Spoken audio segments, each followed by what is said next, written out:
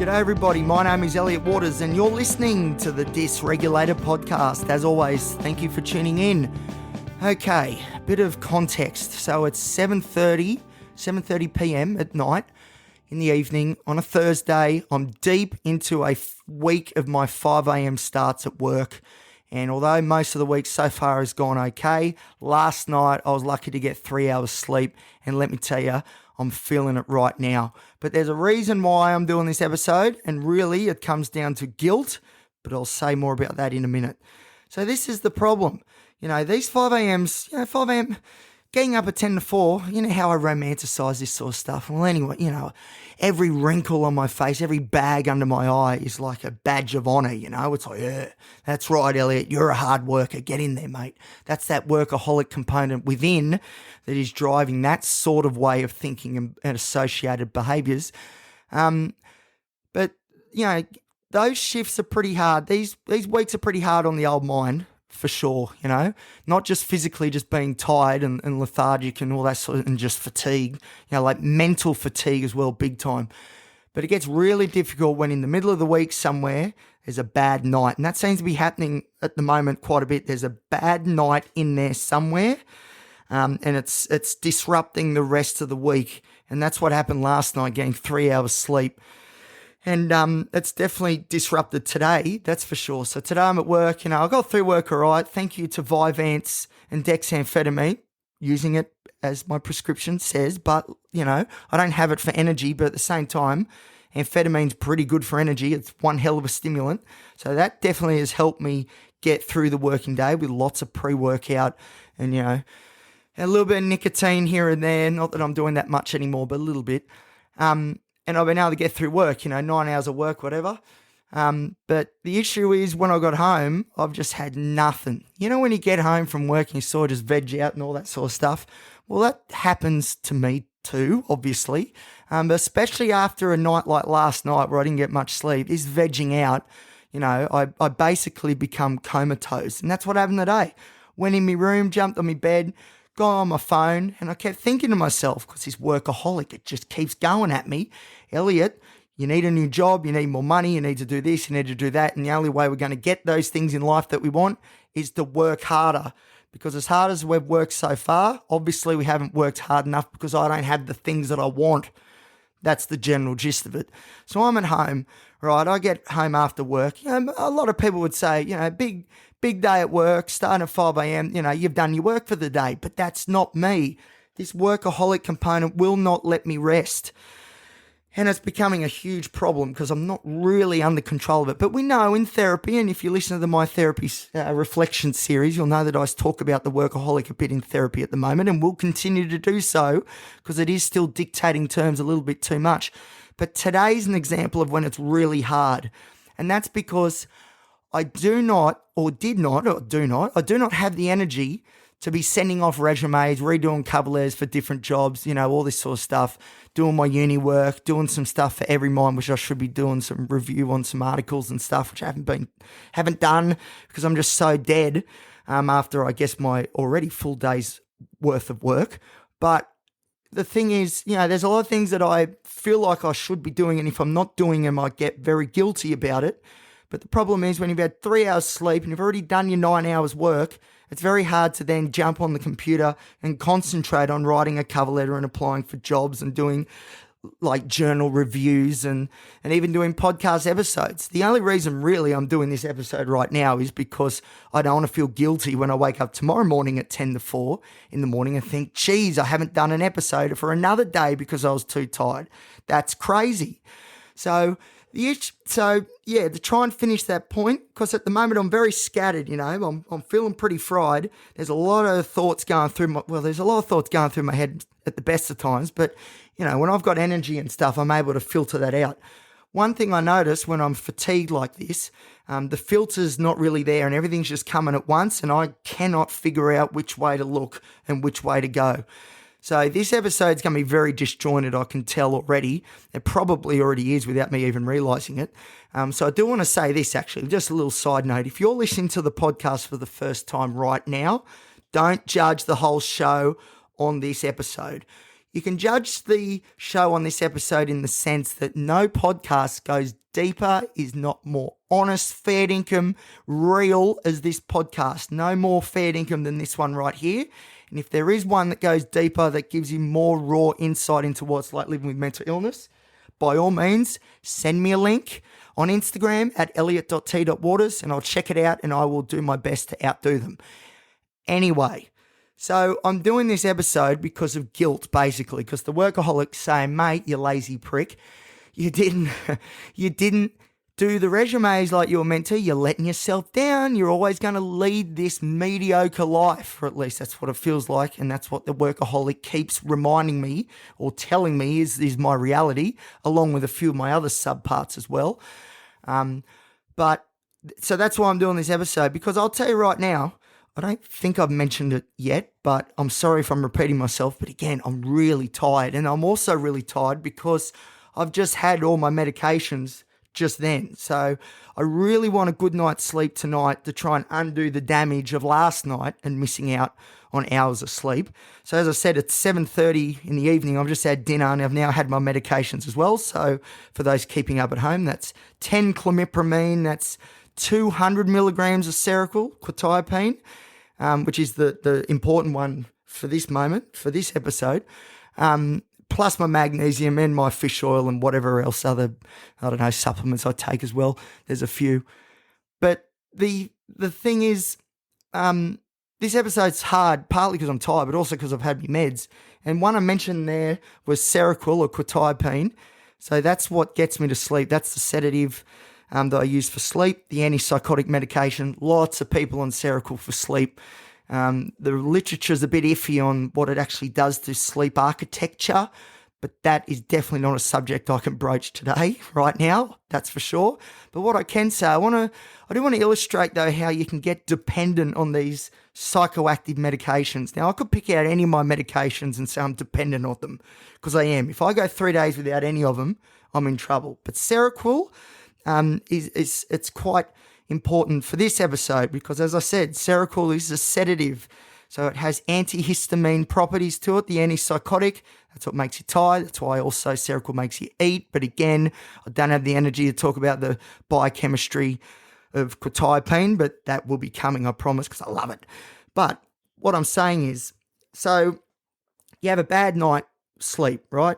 You go to work, you come home, and you might think, all right, it's still sort of early because, I finish at 1:30, 2 o'clock or whatever. All right, there's still heaps of the day left. Wouldn't it be nice if I could just have a little nap, a little powwow, 40 winks, have a sleep for 45 to an hour and then wake up and go and then do some resumes and some job applications. But the thing is, I can't do that. Naps, I don't do naps anymore and haven't really for a fair while.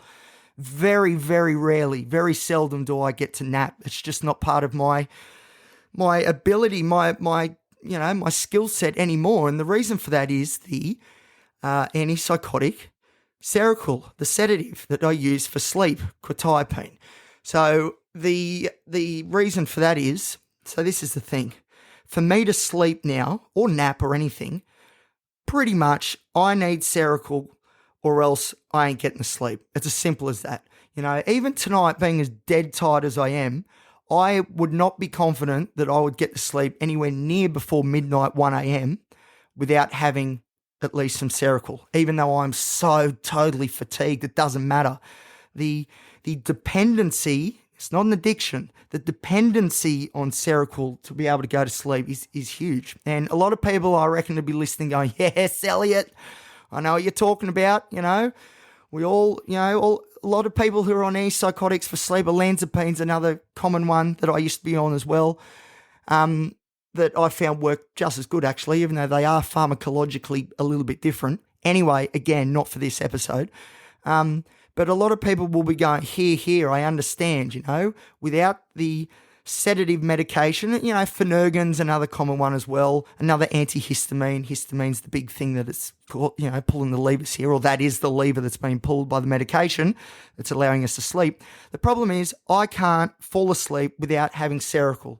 The problem with Seroquel and other medications like it is that usually when you have it, you got to be in it for the long haul. You don't pop a Seroquel, have a little 45-minute nap, wake up feeling refreshed and go about your day. That's not how it works. You pop a Seroquel and you sleep for 6, 8, 10 hours at least, That's sort of the name of the game, and there's not much way around it. So me having naps, it annoys me. It annoys me on a Friday often, or before I used to work Saturdays. I used to, go out and have a few beers on a Friday because I'd finish work. I'd be like, all right, what would be perfect right now is just a little nap, and then I'll meet the boys at the pub, But I can't do that. There's no such thing as a little nap for me. It's either all in or not. It's like, well, it's not like BPD, but it's similar. It's black and white, just like everything else in my life, all in or not. I'm either asleep for hours or I'm not asleep at all. So this afternoon I get home from work. This workaholic is just into me. Elliot, mate, you got to be putting these resumes in because this mediocre life that you want to escape, the only way you can do that is to work hard. And I would counter that and say, well, I do already work hard. I've already done a full day's worth of work. Like, come on, how much do you want from me? But the workaholic and a few of those other parts inside say, listen, mate, we don't have the things in life that we would like. And we've worked pretty hard to get to the point to where we are, but it's not really a point we want to be. So that means we have to work harder. But I did not have the energy to get on the computer, rewrite cover letters, send resumes out, send some expression of interest out. I just didn't have it in me. The only energy I had was to veg out on my bed, just scrolling through my phone, looking at jobs and stuff and thinking, geez, I'd love to apply for that. I'll save that. Because I felt like I was sort of working towards, applying and doing something different. But, really that, pressing save on the thing doesn't really do much. You've got to actually follow through, and the energy required to follow through, I just don't have it. One way I could potentially overcome it, which is what I've done before, but I'm really trying not to do anymore, is use more of my dexamphetamine medication because, yes, it's good for attention, definitely. It's also pretty good stimulant at keeping you awake. Amphetamine is one hell of a stimulant. And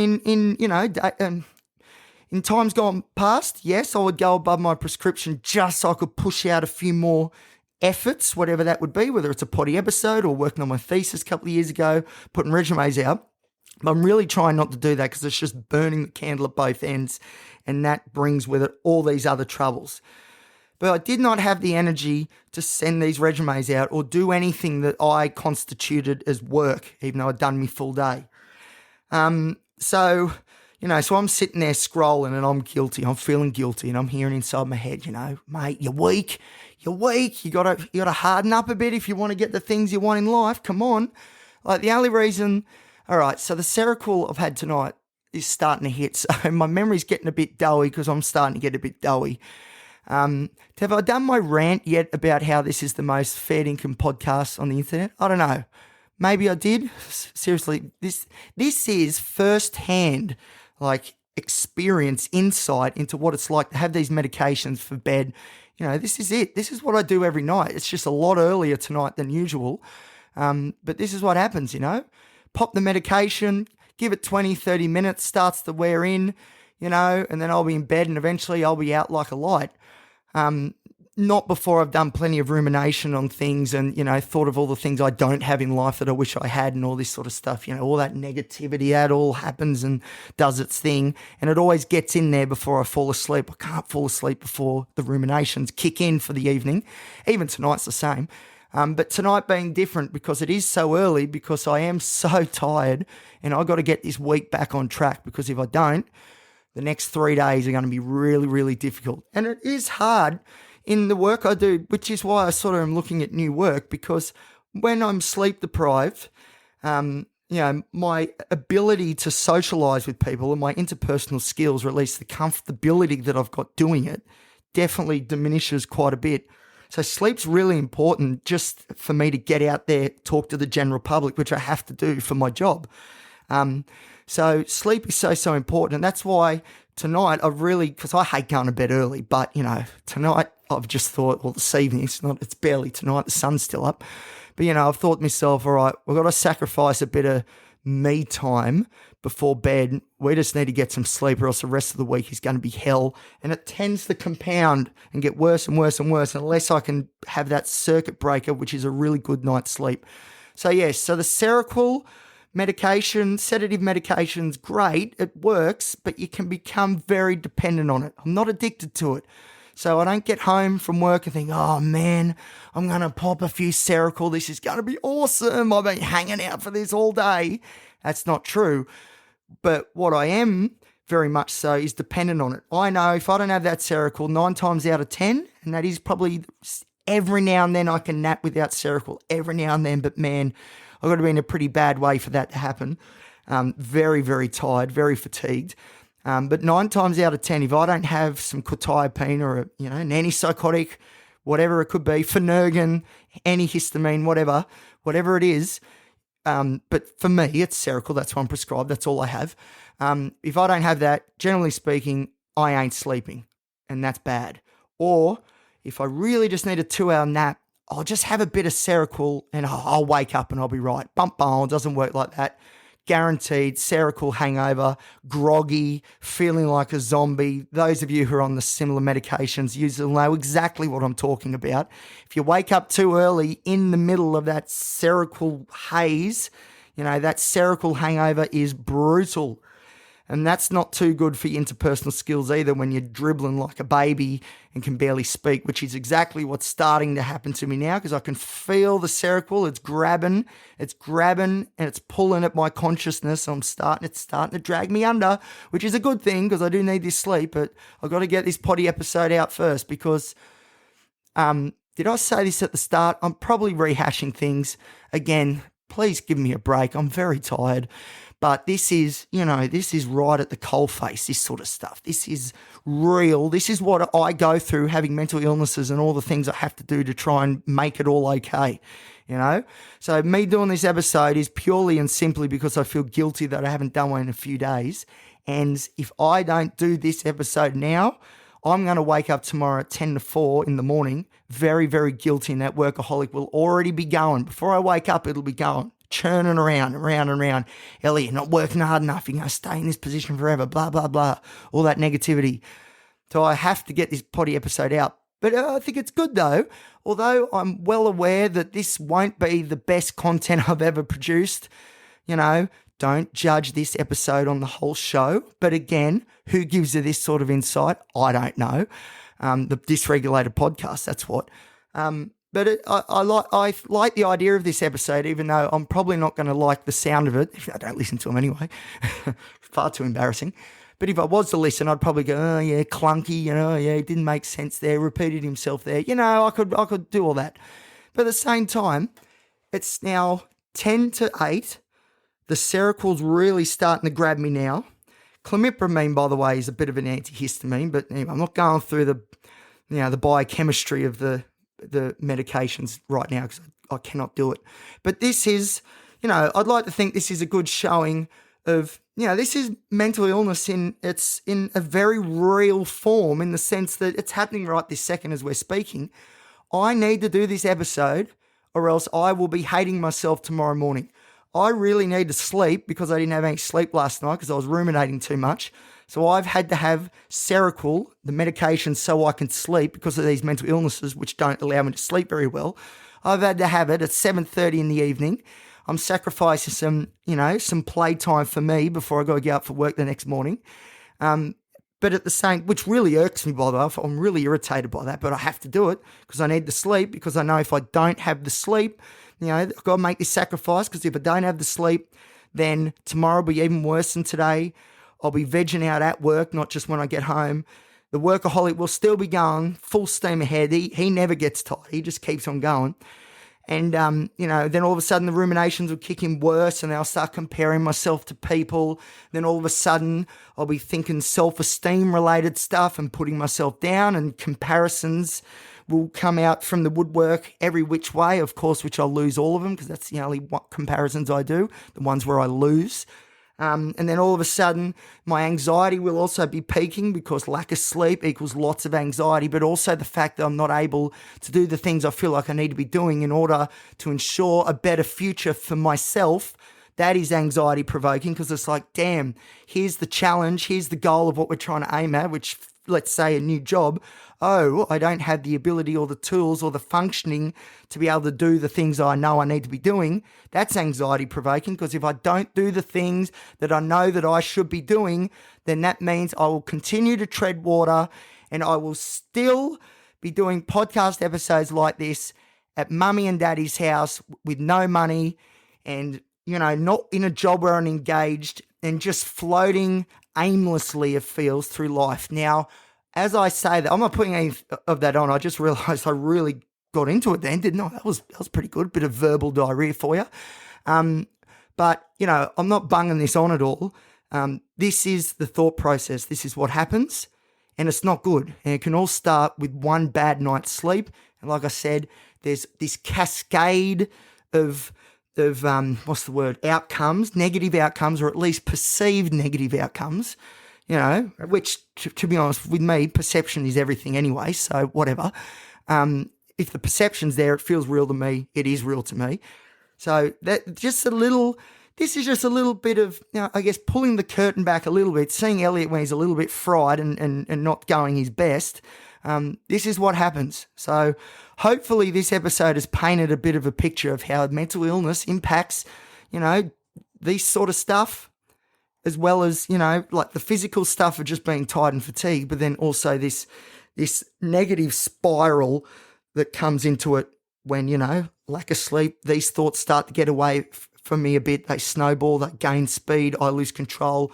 Mental health crisis. You know what I mean? All right. I'm going to finish up the episode there. That went 20 minutes, so that means the Seroquel is well and truly starting to hit, and I can tell you right now, it is starting to hit, and that's a good thing. That is a good thing. All right, so thank you everybody for listening. So again, if this is the first time you listen to the show, don't judge me on this episode, please. Unless you really enjoyed it, then by all means. But if you are enjoying the show, feel free to like, subscribe, give the show a great rating because it's good for the algorithm, 5 stars. And you can share it around with your mates, and you can follow me on Instagram at elliot.t.waters. All right, I'm going to bed. I'm having a sleep. I'll catch you tomorrow. Have a good one. See you later.